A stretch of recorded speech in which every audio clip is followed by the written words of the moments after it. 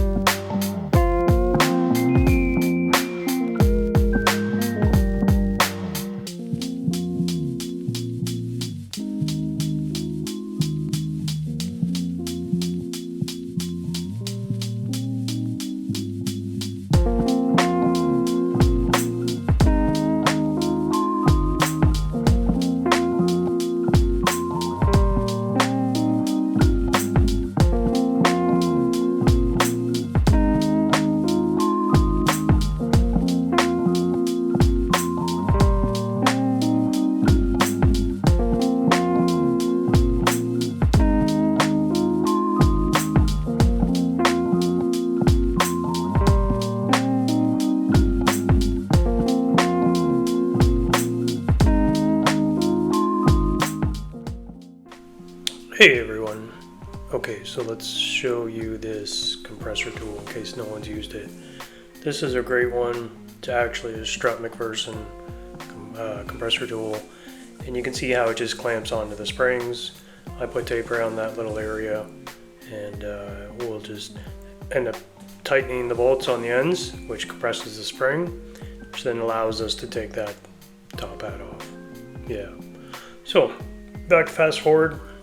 You guys can see how this goes. So I will make some notes on this. I had to quadruple check how the bushings went inside that top hat. I wasn't 100% sure, so I ended up just getting the instructions right from FFC. Some differences: the teen shock top nut called for 22 foot-pounds of torque. FFC said they want 30 for that gold nut on the top. The other thing too is you got to make sure to orient this so that the FFC is facing forward in the engine bay the way you want it. kind of have to think ahead like that. But basically trying to figure out the way the bushings go inside and the proper torque to apply to this, because I don't have a torque wrench that will allow you to hold it while tightening it. So basically just tighten it. It'll go down all the way until it won't go anymore, and then tighten it to 22 foot-pounds off of that. Yeah, so that'd be the finished product right there. We're just taking this unit off. Let's go back to warp speed. So once you're done, black caps come off the bolts up top, same with the nuts.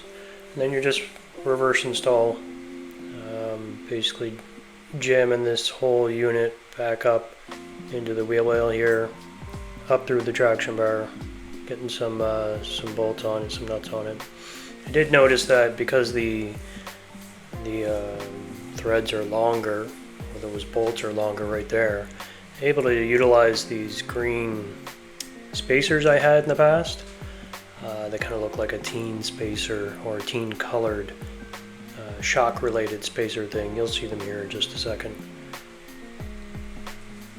Yeah, there they are. So looks really sharp. Yeah, that shot right there looks really sharp, and so it was a good install.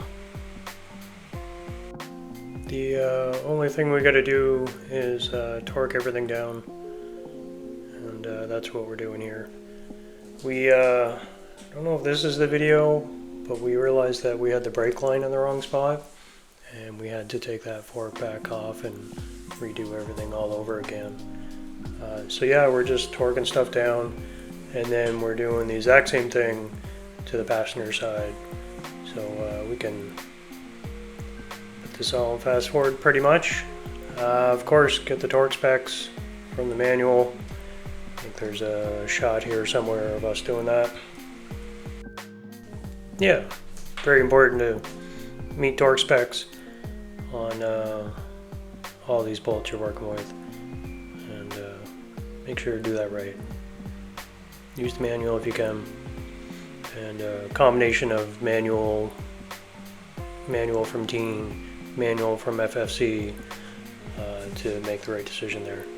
Yeah, I think we're just fixing the brake line that was in the wrong spot of the shock. I wanted it in front, but it was behind.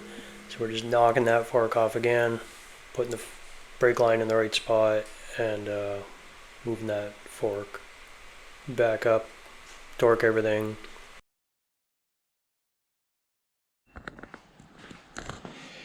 Alright, we gotta torque everything up, but we're pretty good to go. So Teen Super Street coilovers. We got the FFC Top Hats installed, and because their lug nuts are longer than OEM, we can use these really cool kind of teen looking green spacers we got. I don't care if I crush them and torque them down. But yeah, we'll get this going. We got to finish the other side, but this is what it's going to look like, which looks pretty sharp.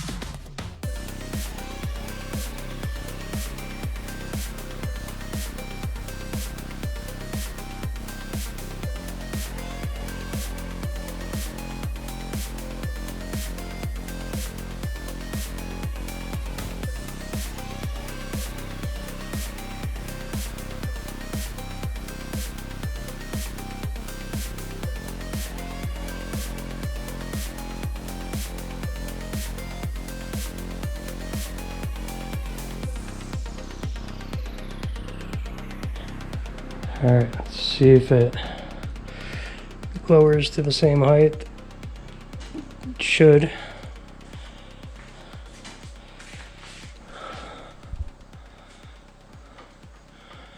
This is exciting.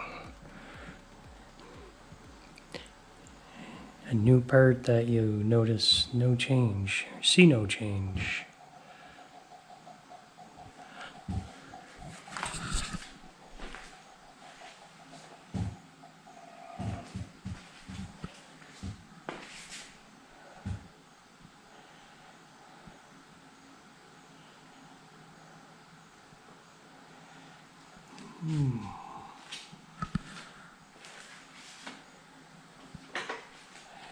Yeah, that's it.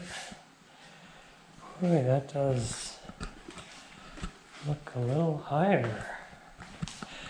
I should have measured before.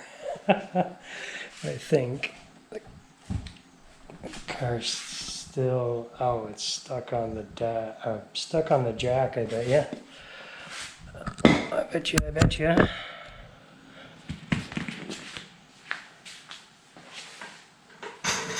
Oh.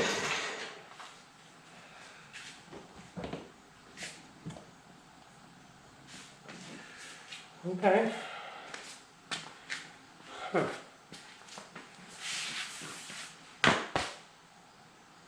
That does seem a little higher.